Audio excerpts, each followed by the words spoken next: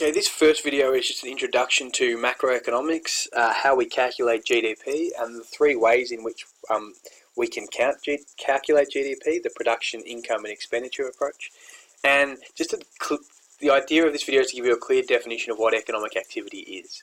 So, first three chapters we looked at microeconomics. Microeconomics was looking at individual markets, individual businesses, and how those businesses make choices about how they're allocating their resources. Now we're looking at macroeconomic activity, and macroeconomic activity studies aggregates or total levels of production. So it studies things like national production, income and expenditure, unemployment, inflation, foreign debt. All of these are macroeconomic concepts. Whenever you have to define macroeconomics, some buzzwords that you want to use is that it focuses on aggregates, okay, or the big picture of the economy. And the three key words that you really want to get into your answer is that it's looking at national production, income, and expenditure. Okay, if you're defining economic activity, it's the total level of national production, income, and expenditure within an economy. So try and get those three buzzwords in any definition of macroeconomics, as well as this idea of aggregates.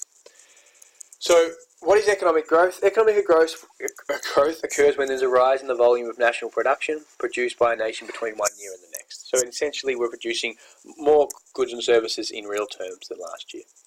If output rises faster than our population, then GDP per capita increases and we get richer.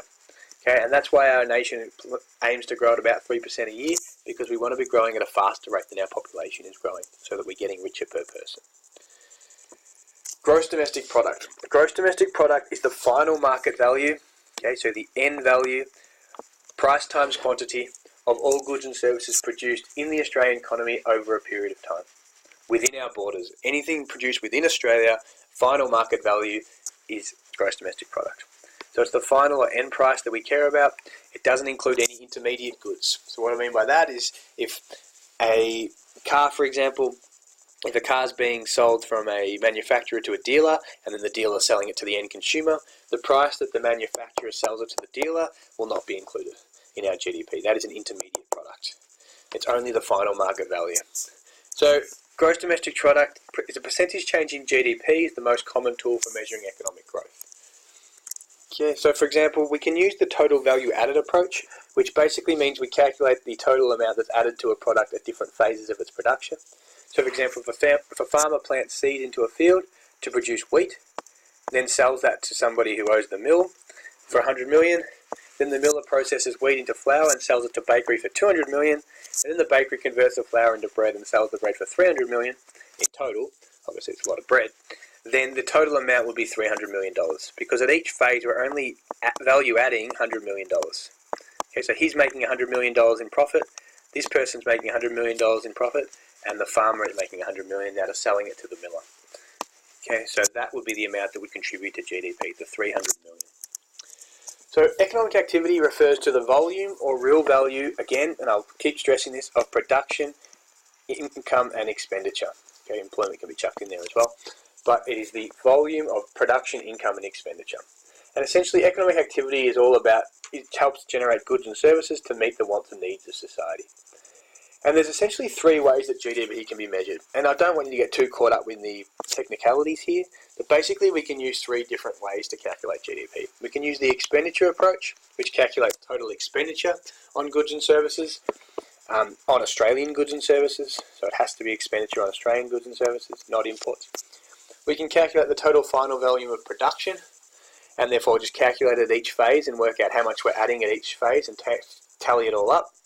Or we can work out the total income that's generated from all the different people in society. So by businesses, by individuals, will give us a very similar figure for GDP. So what is important that you know is that we can use the expenditure, production, or income approach to calculate GDP. So here's a little bit of a brief example, and it's probably not explained that well. But say a car was sold for $30,000. If we're using the production approach, we would calculate the total value added at each stage. So the manufacturer would sell it to the dealer for a certain price, say for $10,000. Then the dealer sells it to you for an extra $20,000. Just add up those two amounts and it would equal to $30,000. That would be the final value. Or we can just use the expenditure approach and say you spent $30,000 on a car, that should have an extra zero, and put that into our GDP. Or the third approach is to just use the income approach, which calculates the income earned by different people along the process. So that would be all the wages that are earned by the people in the car yard, the manufacturer, all the profits from the car yard and the manufacturer, anything like that, and calculate that whole thing, and that would give us a figure for GDP as well. Okay, so when you do your tax return, they know how much income that you earn. That includes any interest that you earn in your bank account.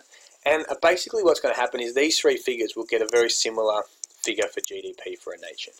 But that's basically how the government go about working out what our total GDP is. They use tax returns, and they can use those three different approaches. Okay, and I told you this in the last video, but to calculate economic growth, it's just year 2 minus year 1 divided by year 1. If we were doing it for year 3, it'd be 3.5 million minus 3.2 million divided by 3.2 million. Thank you.